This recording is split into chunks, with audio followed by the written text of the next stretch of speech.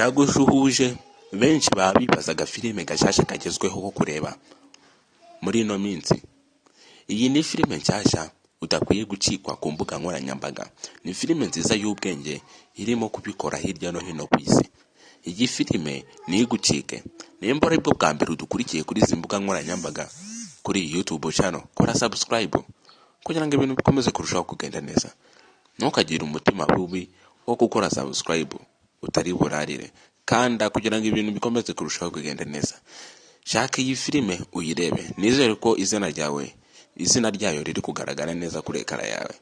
Nimba utari bubashe kuyibona, dukurikiye kuri WhatsApp, jya muri bio ya YouTube channel ufollowing YouTube channel cyangwa channel ya WhatsApp aho bibera muri groupe. Nge nitwa Dream Boy, S-Boy one of there. Nimba uri umukunzi wagasobanuye, kora subscribe kugira ngo ujye updating uko bwije nuko bukeye, umenye filime nziza z'ubwenge.